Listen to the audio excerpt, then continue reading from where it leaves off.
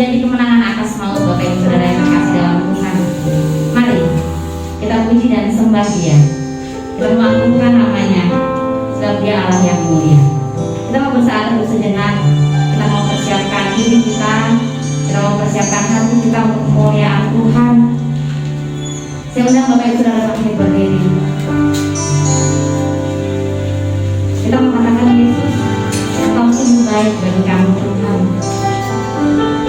Engkau sungguh baik bagi kami Tuhan.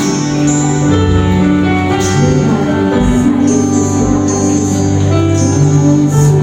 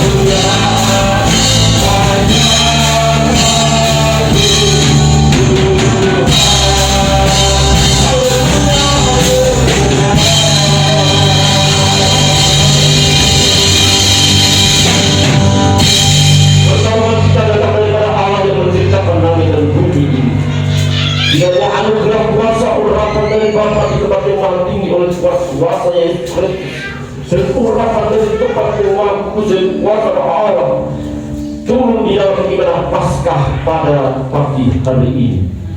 Dalam nama Yesus kami buka ibadah. Amin. Silakan Bapak Saudara yang terkasih dalam Tuhan.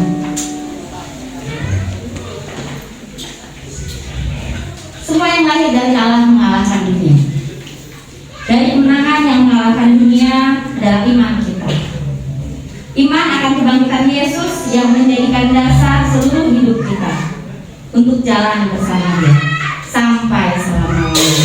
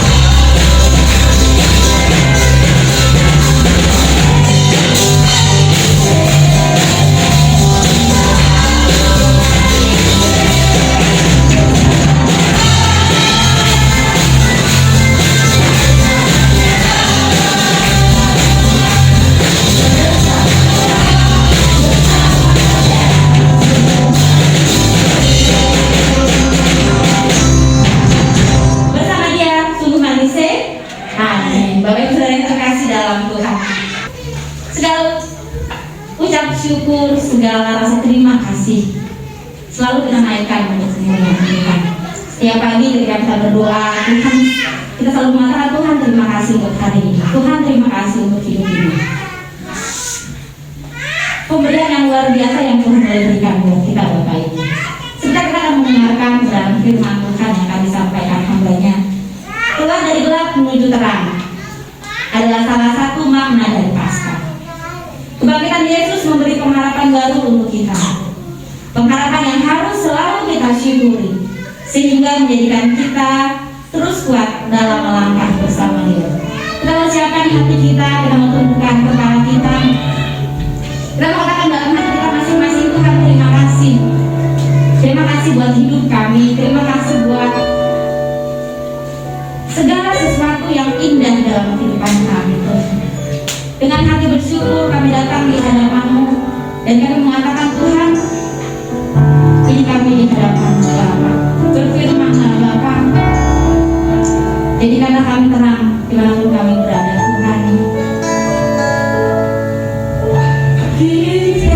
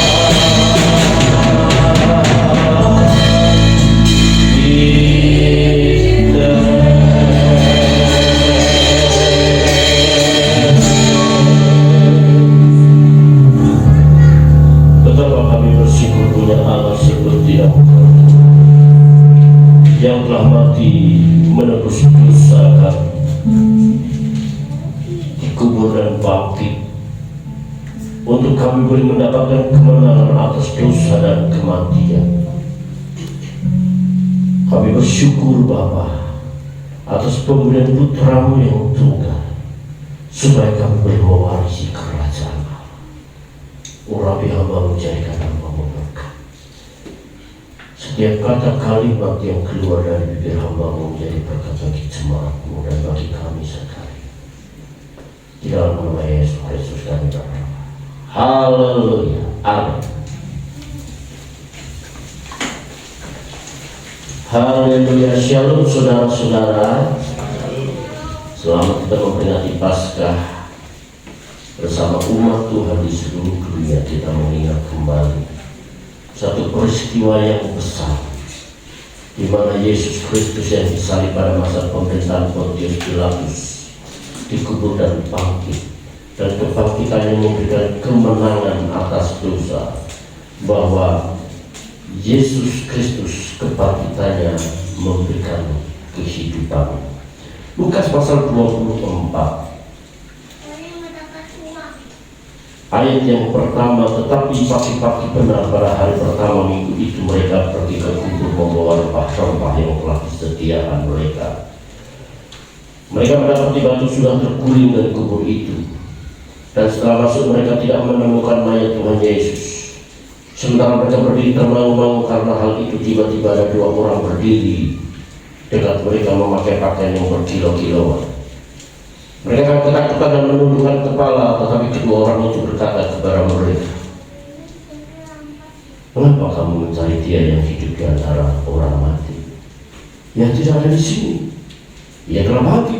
Ingatlah apa yang dikatakannya kepada kamu ketika masih di Galilea, yaitu bahwa Anak Manusia harus diserahkan ke tangan orang-orang berdosa dan disalibkan dan akan bangkit pada hari yang ketiga." Maka tinggalkan mereka akan perkataan Yesus itu, dan setelah mereka kembali dari kubur, mereka menceritakan semuanya itu kepada ke-11 murid dan kepada semua saudara yang lain. Perempuan-perempuan itu ialah Maria dan Magdala dan Yohana dan Maria ibu Yakobus, dan perempuan-perempuan lain yang juga bersama-sama dengan mereka memberitahukannya kepada rasul-rasul. Tetapi bagi mereka, bagi rasul-rasul itu, perkataan itu akan omong kosong, dan mereka tidak percaya kepada perempuan-perempuan itu. Amin.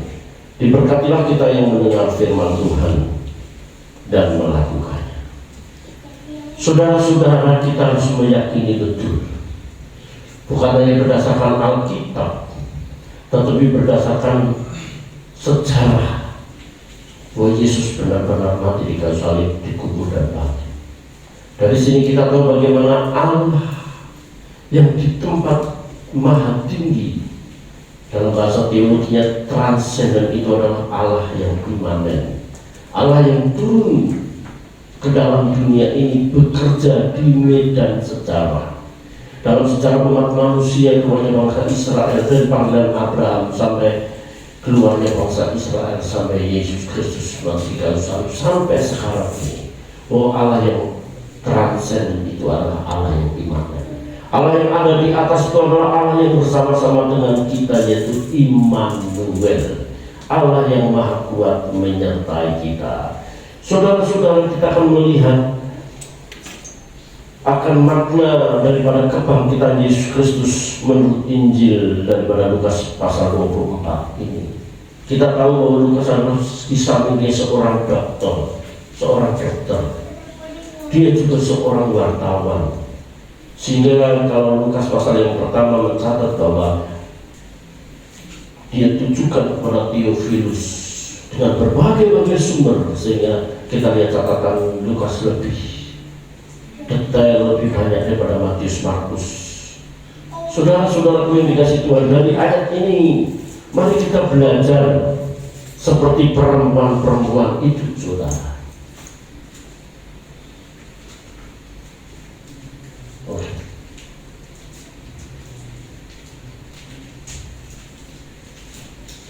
Dari situ, ya. Yang pertama, bahwa perempuan itu setia sampai akhir melakukan apa yang setia sampai akhir mengiring Yesus. Itu yang pertama. Kesetiaan kepada Tuhan sampai akhir. Sementara murid-murid Yesus meninggalkan dia. Murid-murid Yesus ada yang menyangkal, bahkan ada yang mengkhianati. Tapi perempuan Maria Magdalena, Maria Biakus, dan Maria yang lain adalah dia tetap melihat akan kematian Yesus Kristus. Inilah yang namanya sebuah kesetiaan. Akhir zaman ini kasih sudah mulai pudar. Banyak perceraian, banyak pembunuhan, istri membunuh suami, suami membunuh anak, orang tua membunuh keluarganya. Orang bertindak sadis di luar akal pikiran kita. Itulah dunia ini. Dunia ini semakin kejam, semakin ngeri, saudara. Tetapi orang yang tetap setia dan tulus, tekun, setia kepada Tuhan, itu yang diselamatkan. Dalam Matius pasal 20. Ada banyak anak-anak Tuhan yang meninggalkan Tuhan. Banyak pendeta-pendeta yang pindah ke seberang. Ada beberapa pendeta yang pindah ke seberang. Lebih ironisnya, dia tidak mempercayai hari ini. Saudara-saudara, kesetiaan sampai akhir menjadi tolak ukur masuk dalam kerajaannya. Barang siapa menang, barang siapa menang, barang siapa menang, kita pelai. Akan mahkota kehidupan yang mendapat pohon kehidupan itu. Jadi itu saudara, kesetiaan sampai akhir menjadi sebuah tolak ukur. Kesetiaan kita kepada Tuhan harus tercermin, kesetiaan kita kepada istri. Kesetiaan kita kepada Tuhan harus tercermin, kesetiaan kita kepada pekerjaan yang Tuhan percaya kepada kita. Sebab ketekunan kita kepada Allah itu abstrak. Realnya itu yang penting. Orang-orang setia sama Tuhan kenyataannya ibadahnya aja hanya sebulan satu kali. Banyak orang-orang Kristen yang hanya memiliki ibadah napas Natal dan Paskah di mana-mana. Saat Natal, saat Paskah penuh, tapi setelah itu turun. Kesetiaan kita harus real, harus nyata. Jangan berpikir sekalipun kita seperti nanti saya seperti penyambung di samping Yesus saja. Saat-saat akhir mati, saya berkata, Tuhan, aku mau bertobat dan mengenal Engkau. Itu sangat hal yang tidak mungkin. Tidak mungkin saudara tidak pernah sekolah kemudian masuk kelas 6 dan mendapat ijazah. Tidak mungkin saudara sudah pernah kuliah, tahu-tahu saudara mengambil semester 7 atau semester 6 mengajukan proposal buat skripsi. Satu hal yang sangat mustahil. Untuk kita mendapat ijazah itu dari step by step, tahap demi tahap. Dan pada akhirnya mendapatkan ijazah atau gelar. Mungkin suatu protes yang berkata, Pak, bagaimana tentang penyamun yang ada di samping Yesus itu? Dia tidak punya kesempatan. Saya yakin penyamun itu pernah melihat Yesus, dan dalam hati kecilnya, intuisinya, dalam hati kecilnya dia percaya bahwa Yesus itu adalah anak Allah yang mengadakan mujizat-mujizat. Dalam hatinya mungkin dia percaya, sehingga ketika dia percaya, gelnya saat dia disalib. Apakah engkau mengejek Yesus, mengolok-olok Yesus, sedangkan kita mendapat hukuman yang sama? Goalnya, pengakuan imannya, kredonya, pengakuan imannya saat dia disalib terakhir. Tapi sebelumnya dia melihat rangkaian pekerjaan Yesus itu. Dan kita tidak bisa pandang dia seperti penyanyi. Dia tidak punya kesempatan. Dia tidak punya kesempatan melayani, saudara. Dia tidak bisa punya kesempatan duduk. Dia tidak bisa punya kesempatan untuk ambil persembahan dan diberikan di sinagoge atau di gereja. Dia tidak punya kesempatan untuk melayani. Kalau saudara punya kesempatan untuk melayani, Saudara, kesempatan untuk hadir beribadah pada pagi hari, kenapa tidak kita lakukan? Kalau kita punya kesempatan untuk baca firman Tuhan, saudara-saudara, mari kita sungguh-sungguh memiliki sebuah ketekunan. Dan ketekunan itu perlu sebuah pengorbanan. Seorang petani yang tekun menaruh benih, menyiram, menjaga sampai dia bertumbuh. Orang petani itulah yang akan mendapatkan hasil dan menikmati hasil. Tidak mungkin seorang atlet mendapat sebuah juara tanpa dikerja keras. Dia akan sungguh-sungguh lari dengan kesungguhan, itu belajar. Makanya Paulus mengatakan, aku ingin menjadi seorang petinju. Petinju tidak sembarang memukul. Ada latihan dulu, ada kesungguhan, ada pengorbanan. Saudara-saudara, ketekunan kunci keberhasilan. Yesus Kristus tekun setia sampai mati, bahkan mati di kayu salib. Itu dalam Filipi pasal 2. Dalam keadaan manusia dia telah tekun di kayu salib, mati di kayu salib. Kalau Yesus sendiri tekun, siapa kita kalau tidak tekun? Orang tekun itu capek. Anak muda sekolah kuliah itu capek, ya. Kuliah itu capek, sekolah itu capek. Ketekunan itu akan berdampak nanti. Ketekunan kita hadir beribadah, berkorban di tengah kekurangan kita, saudara, karena ketekunan kita mendapatkan mahkota. Oleh karena Yesus tekun bahkan mati di kayu salib, sehingga Allah mengaruniakan dia raja di atas segala raja, Tuhan di atas segala Tuhan, supaya setiap lutut dan mengaku Yesus adalah Tuhan dan Raja. Itu hasil ketekunan. Saudara-saudara yang kerja, belajar tekun, gaji di bawah, ya tekun aja. Nah, tekun, saya belajar tekun, bisa kerja di Cengkareng, gaji 60.000, tinggal di Bekasi. Tekun, kalau saya tidak tekun, saya tidak bisa seperti sekarang. KPI Papan Mas, saudara, 7 kali diresolusi, berapa kali kita harus pindah, 25 tahun kemudian kita baru dapat tempat ini. Ini hasil ketekunan, saudara. Kita ini harus tekun, amin. Saudara yang tekun tidak kecewa. Saudara yang punya usaha kecil, ya tekun dulu lah. Ya. Ketekunan jangan ditutup, Tuhan mengapa begini, Tuhan mengapa begitu. Tekun.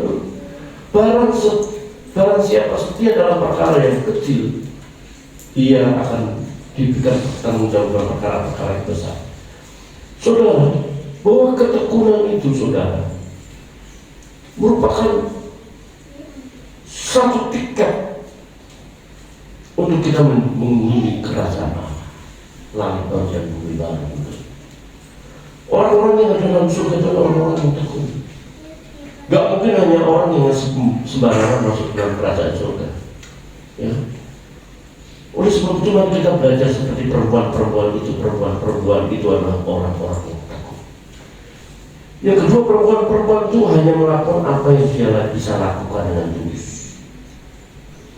Yusuf Arimatea itu seorang anggota Sanhedrin, penasehat. Nikodemus itu anggota Sanhedrin. Saudara, di mahkamah agama Yahudi itu Sanhedrin itu 70 orang itu memiliki kekuatan power pada waktu itu. Yusuf Arimatea dan Nikodemus yang mengikut Tuhan secara diam-diam, ketika Yesus mati dia datang kepada Pontius Pilatus. Dia menggunakan jabatannya, dia menggunakan uangnya untuk bagaimana dia menurunkan mayat Yesus itu dan dikuburkan di Yusuf Arimatea. Sementara murid-muridnya ketakutan, sementara murid-muridnya ngatur bahwa itu not only. Tetapi orang-orang ini dia menggunakan jabatannya, menggunakan kekayaannya untuk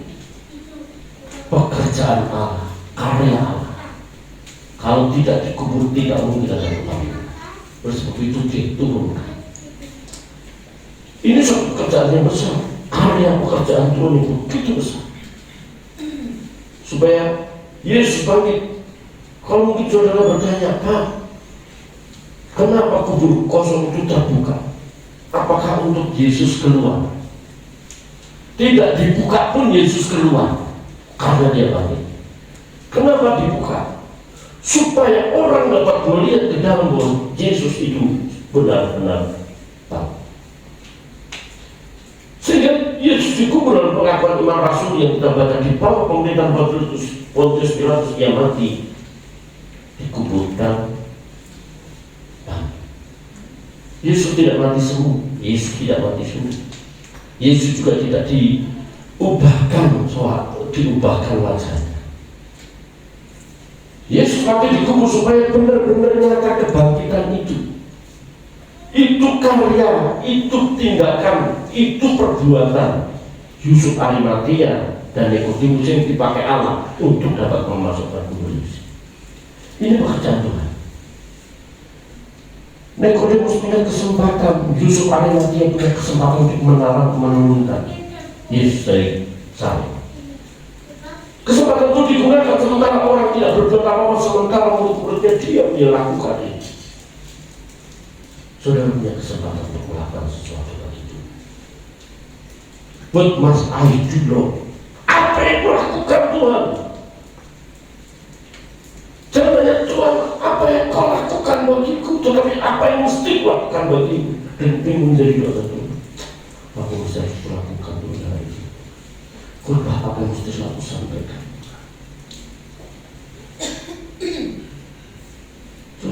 Saudara-saudara, sahabat Tuhan bukan tetap mengantus berkumpulan. Apa yang bisa aku sampaikan? Yusuf Arimatea Yusuf Arimatea melakukan apa yang dia lakukan, tapi perempuan-perempuan itu dengan sungguh-sungguh kesetiaan. Dia membawa rempah-rempah. Kalau kita itu membawa bunga, ya kalau di kuburan membawa bunga. Rempah-rempah itu sebagai tanda kasih dan hormat kepada orang yang sudah meninggal pada zaman itu.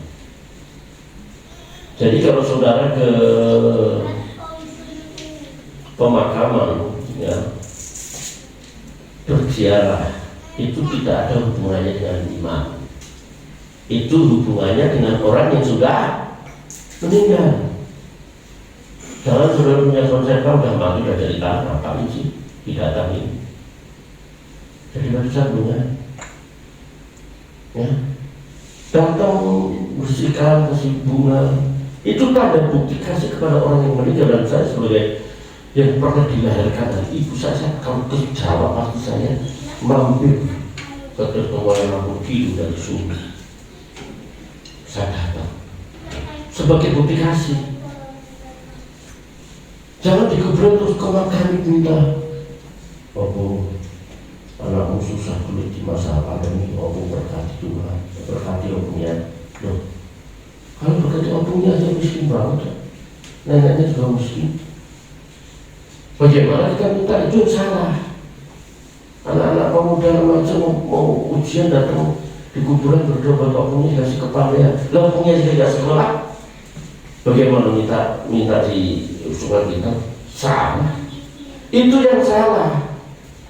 Wanita itu membawa rempah-rempah untuk rasa hormat, rasa kasih kepada Yesus Kristus. Kasih hormat itu harus real. Istri menghormati suami harus real, harus nyata. Suami mengasihi istri harus nyata. Anak menghormati orang tua harus nyata. Gembala mengasihi jemaat harus nyata. Jemaat menghormati, mengasihi hambanya harus nyata.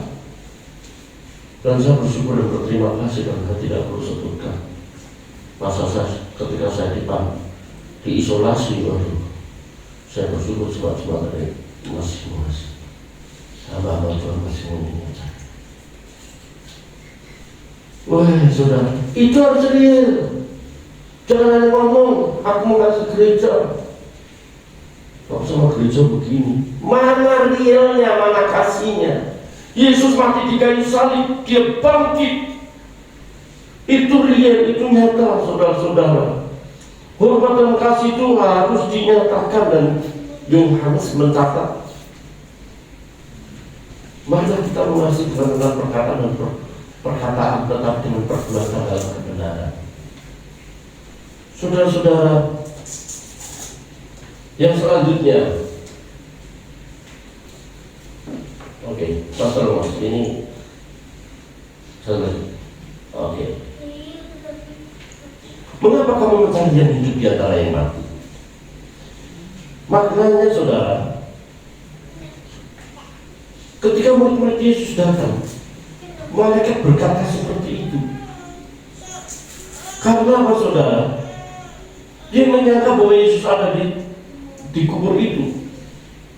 Saudara, orang yang hanya rutinitas ibadah dan tidak berdampak, seperti orang mengunjungi tempat pemakaman. Jadi kalau kita hadir dalam ibadah dan tidak berdampak, tidak berpengaruh, firman Tuhan itu tidak berdampak dalam hidup kita, itu seperti kita datang dalam pemakaman. Kita mencari yang hidup di antara yang lain. Gereja harus hidup, amin. Pujian yang dinyanyikan dengan sungguh-sungguh dari hati, bermain musik dan semuanya melakukan dengan kehidupan dan kuasa roh. Dan itu pentingnya hamba-hamba Tuhan, pelayan Tuhan, para pemain musik punya kehidupan doa. Ya, saya tidak memberikan sebuah aturan pemain musik harus minimalnya berdoa 2 jam sehari atau 1 jam sehari. Sebab itu berdampak. Pelayan Tuhan minimal 1 jam berdoa itu. Minimal itu 1 jam. Ya. Semua jemaat. Sehingga gereja kita menjadi gereja yang hidup. Jemaat betul di dalam Allah itu hadir dan hadiratnya boleh dirasakan dan nikmati. Jangan jadikan gereja itu sebuah kuburan. Dia hidup, dia ada, dia hadir. Saudara-saudara yang dikasih Tuhan, kita semua harus menghidupkan Tuhan dalam hidup kita. Itu arti keisbat kita kematian. Sebab dia hidup pada hari esok, sebab dia hidup, ku tak gentar. Kalau Tuhan hidup, saudara, ibadah penuh dengan sukacita, firman-Nya diurapi Tuhan, mereka berdoa dan berdoa. Inilah bedanya, saudara, kita dengan orang dunia. Orang dunia bisa ceramah bagus, dengan seni bicara, dengan seni pidato yang bagus, tapi tanpa kuasa dan urapan, saudara, tidak ada hati. Kita bawa Tuhan, pelayan Tuhan, jemaat Tuhan yang hadir. Mari kita hadir dalam ibadah itu tidak menjadikan gereja itu sebuah pemakaman yang sepi, gelap dan tidak berpengaruh apapun. Saudara-saudara, demikian juga kalau saudara membaca firman Tuhan. Saudara membaca firman Tuhan dan menjadikan firman itu dokumen dan tidak berpengaruh, itu menjadikan Yesus tidak lagi dalam hidup kita. Yesus tidak ada di antara orang mati.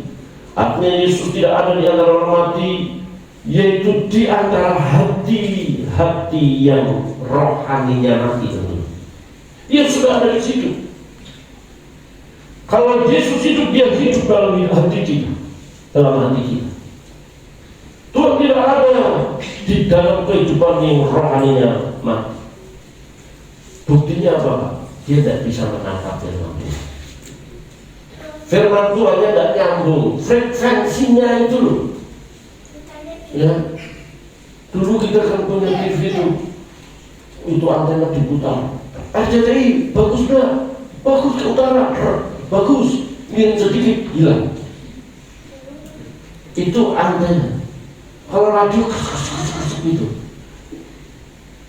nggak klik, nggak nyambung, saudara. Yesus berkata, hubungan baik Allah ini aku akan membangunkan 3 hari. Apa artinya? Dia tidak tahu.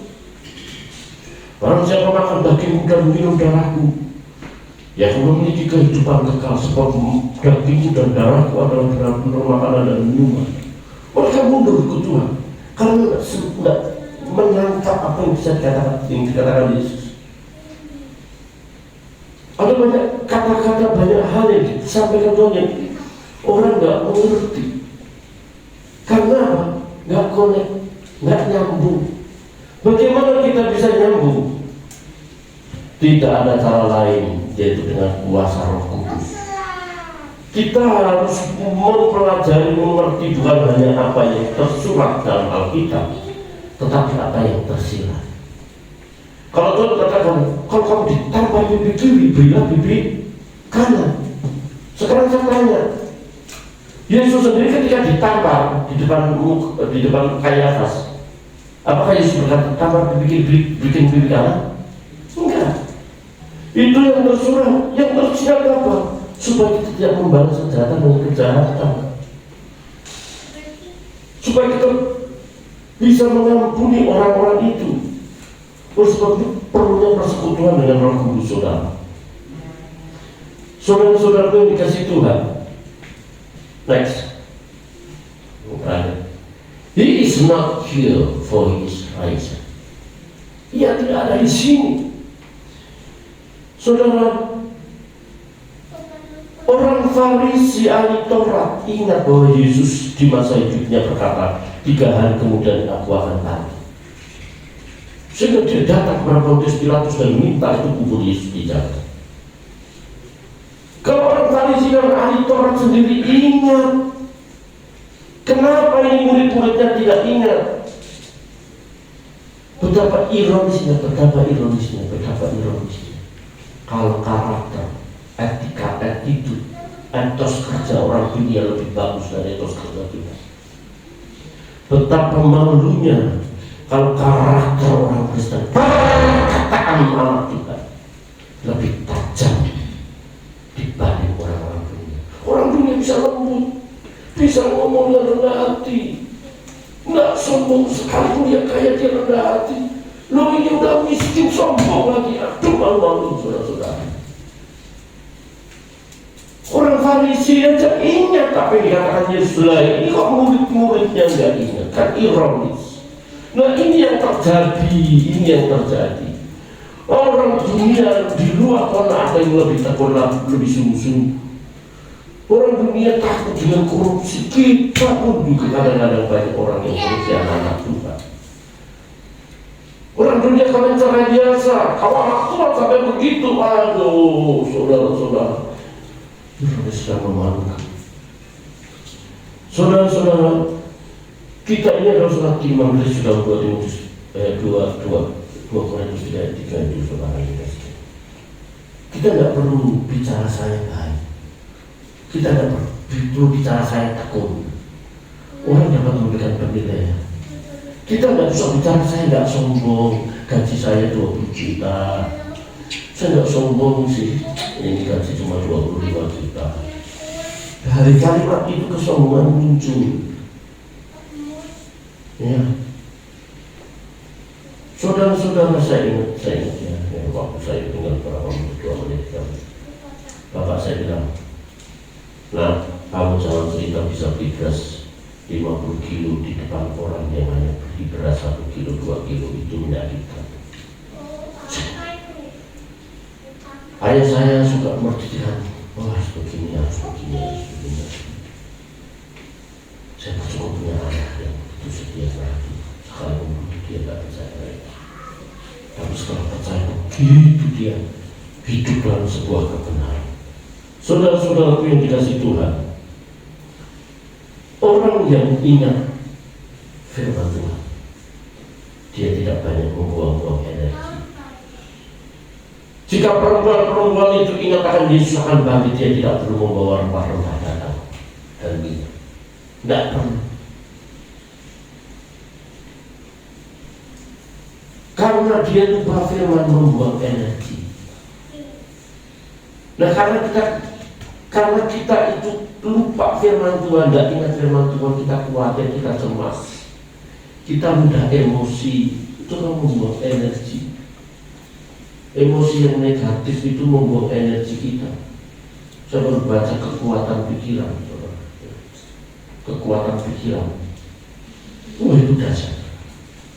Rupanya kecemasan, kekhawatiran, kebimbangan itu menyedot energi kita.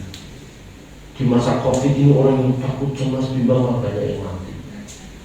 Dan sebuah riset orang-orang yang masuk di operasi itu, masuk ruang operasi, ketika diteliti, orang yang tidak khawatir, tidak cemas, operasinya berhasil. Saudara, orang-orang yang ada di mana? Di opnam, di rumah sakit itu, orang yang tidak khawatir, tidak cemas, dia punya pengharapan kepada Tuhan, itu cepat sembuh dibanding orang yang khawatir, takut mati, buat mikir duitnya, itu lama sembuh. Makanya Amsal Solomon berkata, hati yang gembira adalah obat. Oleh sebab itu saudara, dia hidup, dia ada. Mari kita mau belajar seperti perempuan-perempuan yang setia sabar. Kita menjadikan gereja ini gereja yang hidup, bukan gereja yang mati. Kita membaca firman Tuhan membuat hidup kita itu hidup. Kalau di Jawa itu ada istilah yang saudara baca di WA saya itu, urip urup, hidup itu menyala. Hidup itu menyala. Itu salah satu prinsip dalam hidup saya. Ya. Hidup itu harus menyala. Hidup itu tidak mati. Hidup itu bergairah. Hidup itu semangat. Oleh sebab itu Yesus hidup, menghidupkan hidup kita. Ada seluruh. Mari kita bangun berdiri bersama-sama, kaki ibadah kita. Sebab dia itu. Sebab dia itu. Amen.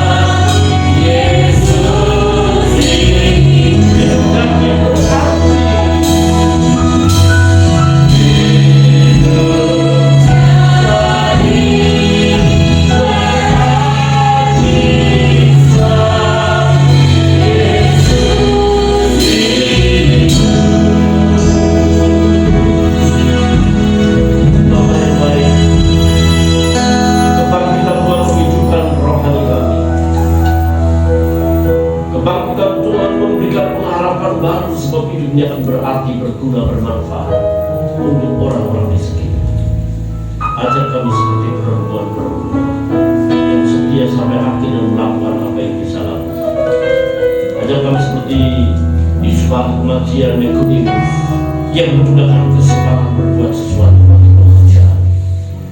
Bapak terima kasih Tuhan bila kami rohani kami hidup, kami menjadikan gereja ini juga penuh sukacita dan damai hadirat Allah turun dalam ibadah ini.